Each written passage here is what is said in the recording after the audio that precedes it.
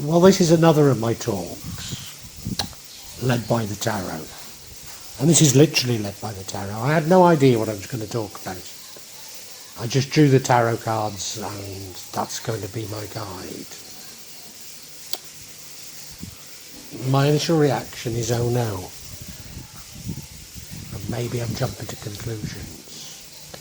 Why am I crying out, oh no?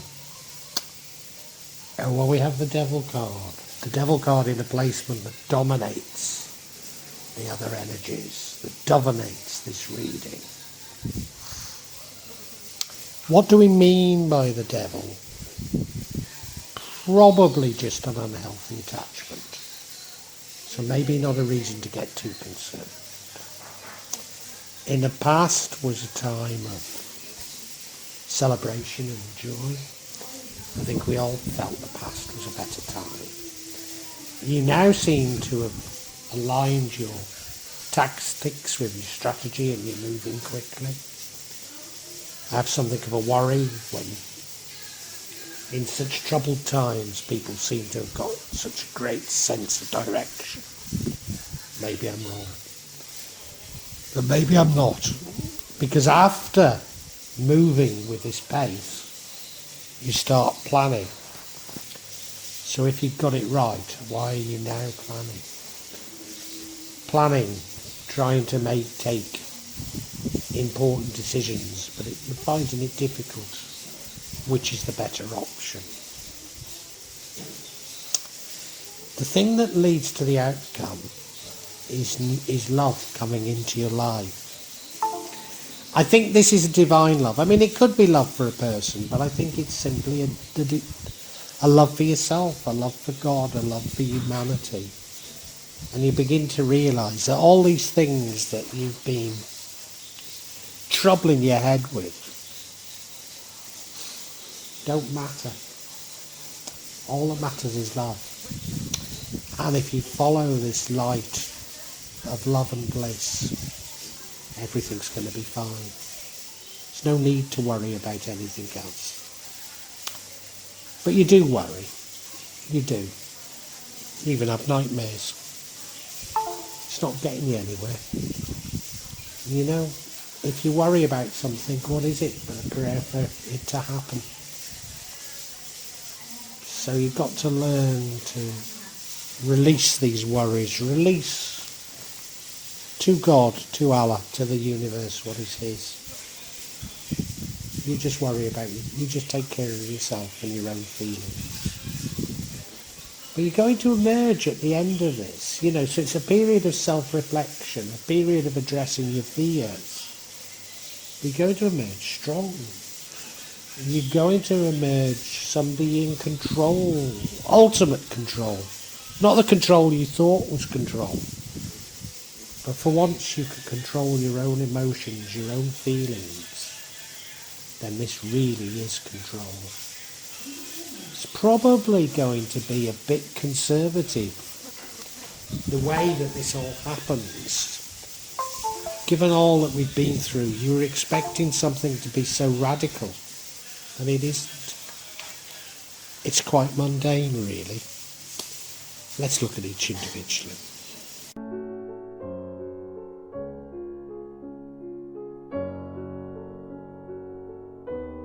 And what dominates this reading is the energy of the devil.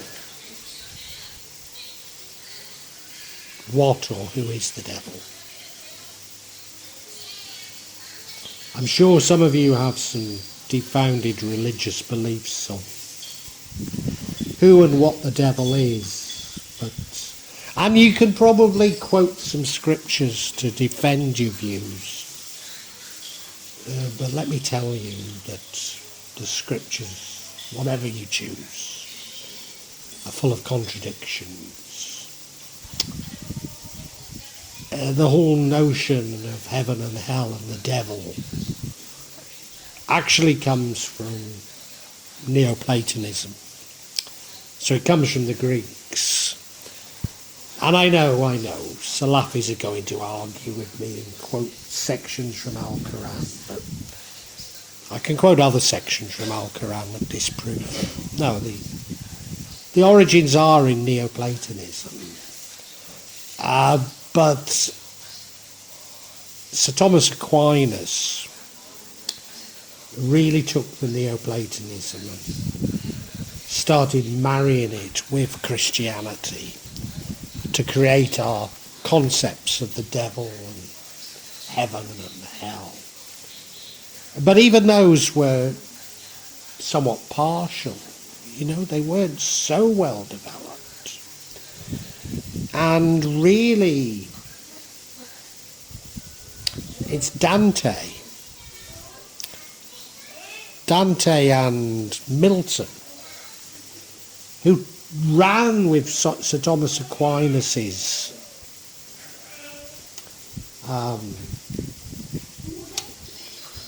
adaptation of the Neoplatonic heaven and hell and Satan, and turned it into something that is closer to what many people believe today across many religions. It isn't exclusive to Christianity. So we've externalized evil, we've externalized the devil, we've externalized hell.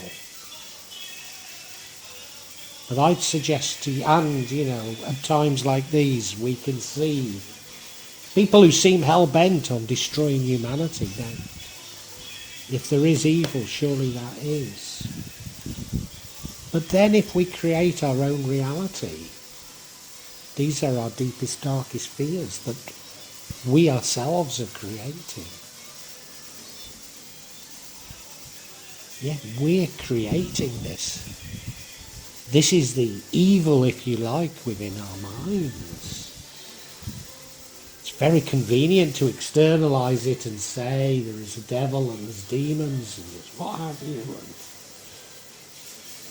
I will go to heaven, I will go to hell, but all is within the mind.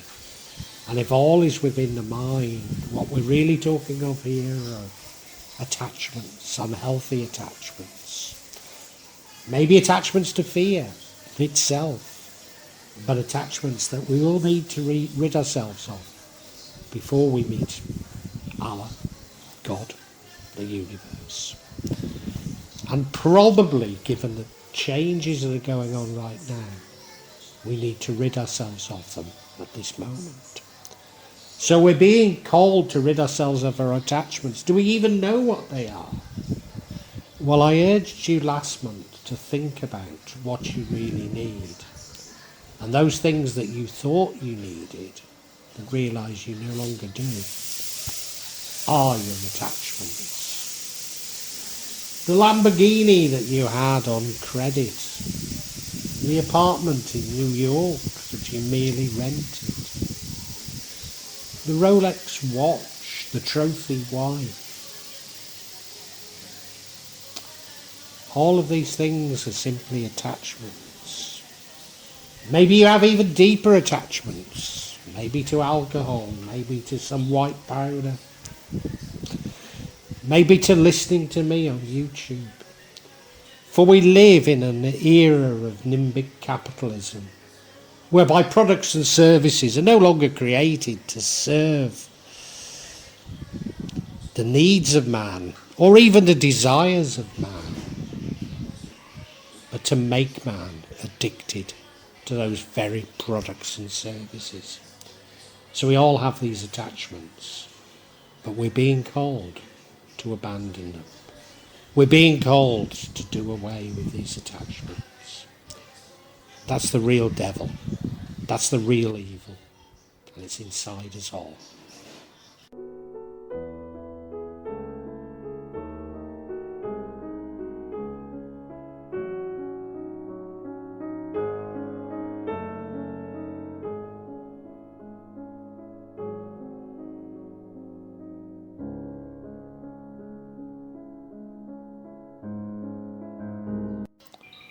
The past seems like such a golden age to us all. A time of having fun, a time of being carefree, a time when we could do almost what we wanted. There weren't these restrictions on us. Life was so much easier. You know, if you wanted to buy something, you could simply buy it. You know, there wasn't any of this garbage that we have now. If you wanted to go on holiday to somewhere, it was easy. And now everything has become so difficult. So yeah, life did used to be more carefree. Objectively, on any sense, it was better. But was it what we really wanted? Were we not being bought off by bread and circuses? Even those few hours of hedonism we used to grab were just to keep us like hamsters on the wheel. Yeah, we'd all love to turn the clock back, but we cannot. We can't. Remember those joyous times, and remember your feeling about those joyous times, because maybe we can recreate that. Maybe that's what we can aim for, but we can never turn the clock back. What has happened is irrevocable. The change is irrevocable. But we can hope, and there's plenty of hope, for a better society, a better world.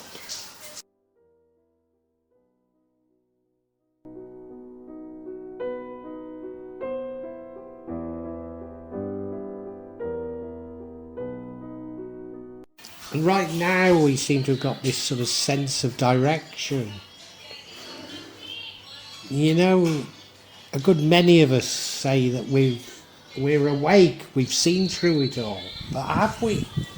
Have we really seen through it all? Do we really understand what's going on? Because you know, if we create our reality, then all these things that we think are wrong are in the darkest recesses of our own minds. We're choosing to blame it on others. We're choosing to talk about good and evil and devils and demons. What if it's all playing out within our minds? What if we've got it so wrong? We've got this sense of direction and we're moving there quickly, but if it's the wrong direction, where are we going? And maybe that's what it's all been about. To spread fear in our minds, so that our minds create these apocalyptical scenarios, and they then become our reality. No, we have to go much deeper than we have so far. Things are much, much more. They're not complicated, they're actually simpler than we think they are. It's just that we're not used to this way of seeing things, because we've been so socialised and dominated by that which is blatantly untrue. And we are going to need to break free of this. We really are.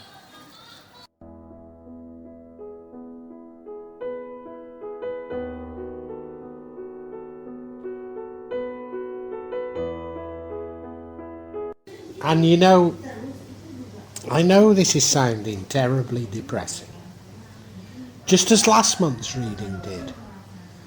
But just as last month's reading, there is incredible hope in it. This is coming later, but you're going to get a sense of direction. Such a sense of direction that you're going to be able to plan. You're going to be able to see through things much better. Now, a friend of mine has just arrived at our place in Java. But she actually lives in Jakarta. She's from the same village as Mada in Java. And we've known her years. And she got the health issue. And she's never been healthy since then. And, you know, I was thinking maybe it was this experimental thing they put in your arm. And in fact, I'd convinced myself that was the problem. I'd convinced myself of many things that it might be. But what I was certain of was that it was to do with health and not the paranormal. So she came back to Java to recuperate. But she was given a ruqya, which is a exorcism, and many ghosts were removed from her. And they weren't sent. It wasn't as a result of black magic, or not as we know it. But she's wonderful. She's smiling. I've not seen her smile in a number of years. And she's completely recovered, and she felt it all happen when she had this ruqya. And it's this sort of thing that I think we're going to discover. We're going to discover something that just completely shocks us. That life is nothing like we've been told. And, you know, I still believe there's a connection between this health issue and this experimental thing they made us put in our arms and what happened to her. So is the paranormal much closer to science than we ever believed? Because that's what it seems to be suggesting to me. Now, I'm not for 1 minute saying that you follow my line of thinking. You can write me off as a crank. But what I am saying is there's going to be some information that comes to you that's going to completely blindside you. And you're going to go, oh, if it's like this, then we ought to do this. You know, it's like a piece of the jigsaw has been missing from us for so long. And we just see what we're meant to do. Yeah.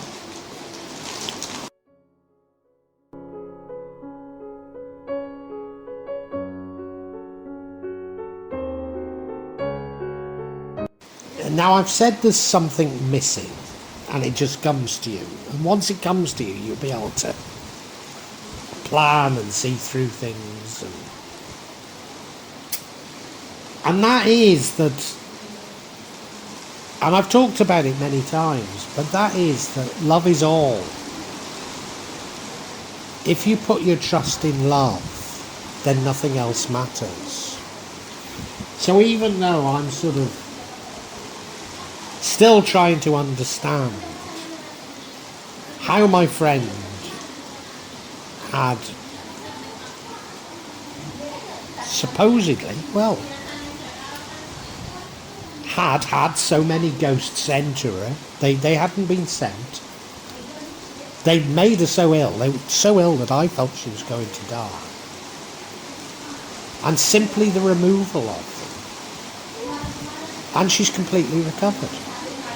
She has got some black marks on her face. I don't know if you noticed that. But she is completely recovered, and she's a changed person as a result. Now, it's still going through my head how this has happened. But what really matters is we've confused ourselves with so many complications, so many details.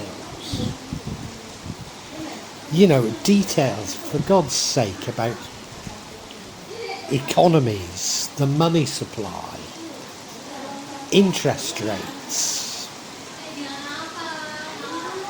You know, I myself, you know, I used to build econometric models. And it's all just a camera obscura of what matters. Even what we're taught as religion is the exact opposite of what it should be. What matters is love. And I mean that. Love is all that matters.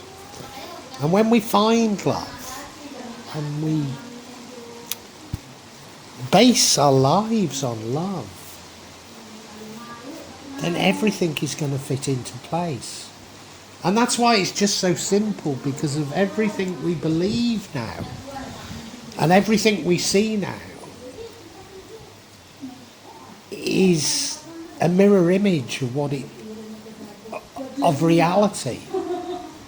It's a camera obscura. And we're rushing around doing completely the wrong things. If we can just follow love, everything will fit into place. It really will. I promise you.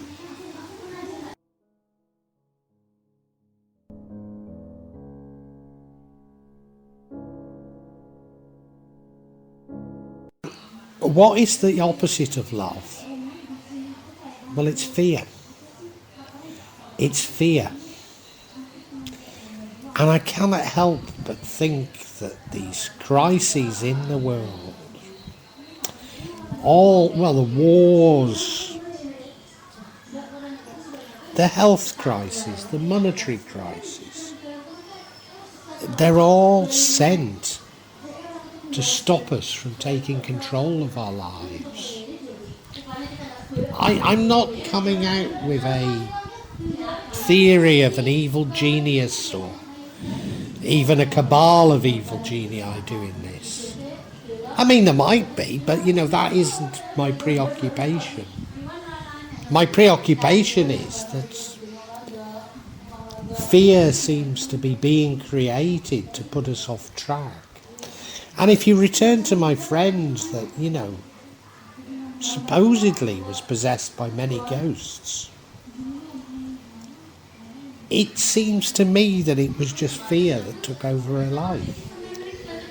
After she caught the health issue, her and her husband, they were sent into complete poverty. We had to make up food parcels for them because he wasn't allowed to work for a long, long time. And, she'd already lost her hairdressing salon. And I think whatever explanation we want to come up with for this, fear has to be a huge part of it. And if fear is being created by others, and I'm not certain it is others, I'm not saying it is, but if fear is being purposely created, there's something very sinister about it. And us liberating ourselves depends on us breaking out of this fear. Breaking out of this fear, recognising that God has given us plenty. And that all of these complications are just designed so that we don't see the bounty that God has given us. And everything that we have. And that better world is just here. It's already there. We just have to change our behaviour and grab it, and it's there. And like my friend who had the ruqyah, it was so simple. It was so simple. She just had to have this laying on of hands, and she's now better. And I thought she was going to die. I really did.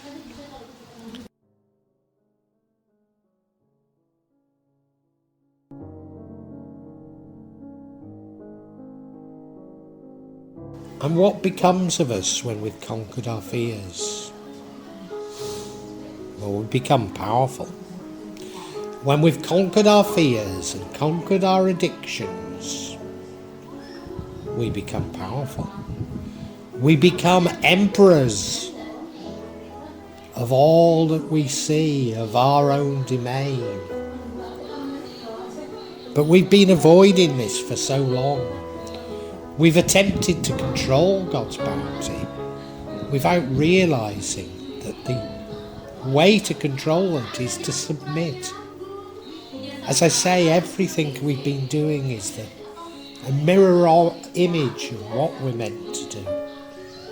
And yes, maybe it is a bit conservative what we are being asked to embrace now.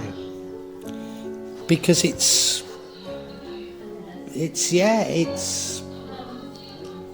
It's the opposite of what we think it is. It's about submitting. It's about accepting authority, but also ourselves leading others to this much better world. Understanding that love and, caring for others, and that God will provide, is at the centre of what being a human being is all about. And yes, we are very powerful if we stop restricting ourselves from that power. If we abandon fear, we can step into that power.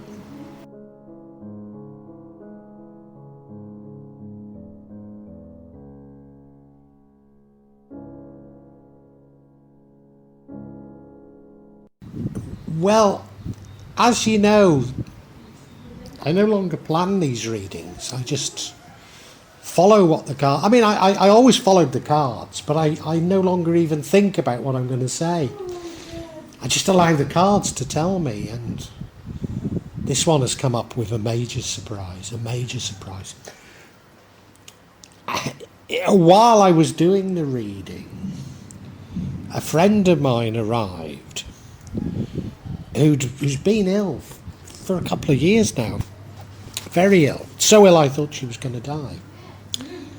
And she's had a ruqyah, which is known as an exorcism, and she's fully recovered. But I never thought for 1 minute what was the matter with her was anything paranormal. I thought it was completely medical. And it's now got my mind racing about the connections between what we think of as disease and illness and the paranormal. Of course, my explanation is that it's all internal, that we think ourselves ill, and I'm sure she did. And that's very important, because of this reading is all about issues like a good and evil, God and the devil. And we've been taught that these are external to us. But if they're internal to us, it's very different. So therefore, all the constant crises, all of the problems in the world that seem to be generating this tremendous fear, and therefore probably generating reactions like those that happened to my friend, can all be cured through love. The love is indeed the answer to everything. But we need to get rid of all the fear. And, we can point the finger at so-and-so did this, so-and-so did that. But what if we're generating all this within our own mind? After all, I've said many times that reality follows consciousness. So we're actually creating it. We're allowing our darkest fears to create this Armageddon that we seem to be hurtling towards. And yet we can use love to change it all. And make no mistake, these fears are huge. I understand them, I know them. But once we've truly conquered our fears and used love, we will step into our power. And we'll be so powerful, because we will have the power to create a better world. In fact, we already have the better world. We just need to recognize it. Because God gave us a bounty of everything. And in our minds, we've created these structures, these complexities, which mean that we don't share. I don't want to use the word equally, because equitably in God's bounty. And it's as simple as that. We just need to conquer our fears.